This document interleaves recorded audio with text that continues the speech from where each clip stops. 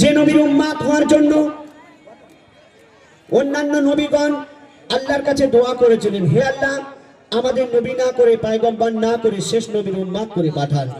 কিন্তু আল্লাহ পাক কারো দোয়া কবুল করেননি, এক ঈসা আলাইহিস সালাম ছাড়া। আর আমরা অতি ভাগ্যবান, সেই নবীর উম্মাত হয়ে এই দুনিয়াতে জন্মগ্রহণ করেছি। সেই নবীকে আমরা চিনতে পারিনি। এক বনের হরিণী আমার নবীজিকে চিনতে পারলো। আর কি ঘটনা আপনাদের সামনে তুলে ধরবো, ঘটনামূলক গজল। আপনারা হয়তো অনেকে শুনেছেন, আপনারা জানেন আমার উস্তাদ জনাব ইশকে হাবিব সাহেব এই বাংলা গজল বাংলার বুকে প্রথমেই তিনি ক্যাসেট করেছিলেন। তিনি এই যে পশ্চিম বাংলার বিভিন্ন জায়গায় আজকের গজল অনুষ্ঠান আমরা দেখছি শুনছি, তানার ওসিলায় এই পশ্চিম বাংলায় গজলটা তিনি ছড়িয়েছিলেন। তো তানারই একটি গাওয়া গজল, তিনি এখন শারীরিকভাবে অসুস্থ, সেজন্য আমি তানারই একটি গাওয়া গজল, খুব বিখ্যাত গজল পরিবেশন করে শোনাবো, একটু মন দিয়ে শুনবেন। আর আমার মায়েরা একটু আগে আগে যদি চলে আসেন, অনেক মায়েরা দাঁড়িয়ে আছেন, তারা একটু বসার সুযোগ পাবেন, একটু যদি চলে আসেন খুব ভালো হয়। একটু মিট বাড়িয়ে দাও।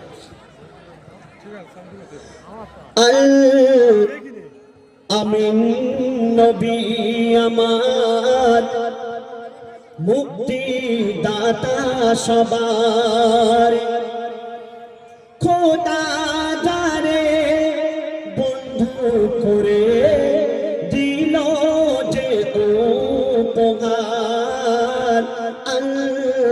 আমিন নবী আমার মুক্তি দাতা সবার, খোদা যারে বন্ধু করে দিল যে উপহার।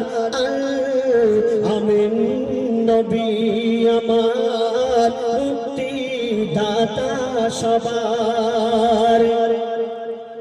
দেখো যে জগৎবাসী, দেখো দেখো রবি শশী, দেখো যে জগৎবাসী, দেখো দেখো রবি শশী, দয়া মায়ার সাগর এলো সবার মুখে ফোটায় হাসি। এলো নেমে ফারিস্তারা দেখে হলো আত্মহারা, হয়নি এমন হবে না আর মোহাম্মদ নাম জাহান। আমিন নবী আমার মুক্তি দাতা সবার। একদিন আমার দয়ার রাসূলপুরের রাস্তা দিয়ে তিনি হেঁটে হেঁটে যাচ্ছেন। এক হরিণী আমার নবীজিকে চিনতে পারলো, আমার দয়ার রাসূলকে ডেকে বলছেন, ইয়া রাসূলুল্লাহ, ইয়া হাবিবাল্লাহ, আমি শুনেছি আপনি দয়ার নবী, আপনি মায়ার নবী, আপনি যদি একটু আমাকে উপকার করতেন। আমার ছোট্ট ছোট্ট বাচ্চা আছে, তারা বিনা দুধ খাওয়ায় জঙ্গলে পড়ে রয়েছে, আপনি যদি একটু দয়া করে আমাকে ছেড়ে দিতেন, আমার বাচ্চাগুলোকে আমি দুধ পান করিয়ে আবার ফিরে আসতাম। আমার দয়ার রাসূল এই কথা শোনার পর কি করলেন, পথের ধারে বাঁধা ছিল অবলা এক বনের হরিণ, পথের ধারে বাঁধা ছিল অবলা এক বনের হরিণ, যে পথ দিয়ে যেতেছিলেন আমার প্রিয় নবী করিম। ডেকে বলে নবীজিকে ছেড়ে দাও গো আজ আমাকে, কেন কচি কচি বাচ্চা আমার প্যাসে যে আছে বেকরার। আমিন নবী আমার মুক্তি দাতা সবার। সেই হরিণীর কথা শুনে আমার দয়ার রাসূল হরিণটাকে ছেড়ে দিলেন। ছেড়ে দেওয়ার সঙ্গে সঙ্গে সেই হরিণের শিকারী, যিনি শিকার করে এনেছিলেন, তিনি পৌঁছে গেলেন। এসে বলছে, আমার হরিণ কোথায় গেল? আমার দয়া রাসূল বললেন, ভাই হরিণ তার বাচ্চাগুলোকে দুধ পান করানোর জন্য গিয়েছে, আমি তাকে ছেড়ে দিয়েছি, আবার সে এখানে ফিরে আসবে। হরিণের শিকারী বলছে, এটা সম্ভব? তখন আমার দয়া রাসূল বললেন, হ্যাঁ অবশ্যই ফিরে আসবে, আর যদি না ফিরে আসে জামিন হিসাবে তুমি আমাকে এখানে জামিন হিসাবে বেঁধে রাখতে পারো। তারপর হরিণ যখন ছেড়ে দিল শিকারী এক তখন এলো, হরিণ যখন ছেড়ে দিল শিকারী এক তখন এলো, বলে বিনা হুকুম আমার হরিণ কেন ছাড়া পেল?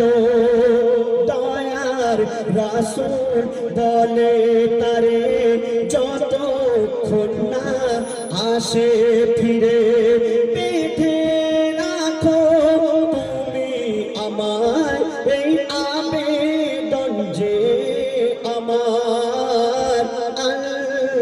আমিন নবী আমার মুক্তি দাতা সবার। সেই অবলা হরিণ আমার দয়া রাসূলের সম্মানে সেই বাচ্চাগুলোকে দুধ পান করিয়ে আবার ফিরে আসলো। কোথায়? যেখানে আমার দয়া রাসূল মায়ার রাসূল জামিন আছেন। এই ঘটনা দেখার পর সেই হরিণের শিকারী অবাক হয়ে গেল, জিজ্ঞাসা করছে, কে তুমি? তখন সেই অবলা হরিণের জবান খুলে গেল, আর কি উত্তর দিচ্ছে? দুধ পিলায় ফিরল হরিণ, যেথায় ছিল নবীজি জামিন। দুধ পিলায় ফিরল হরিণ, যেথায় ছিল নবীজি জামিন। দেখে শিকারী অবাক হলো, এ কি সেই আল আমিন? অবলা হরিণ কথা বলে, তুমি যে শেষ নবী হলে। অবলা হরিণ কথা বলে, তুমি যে শেষ নবী হলে।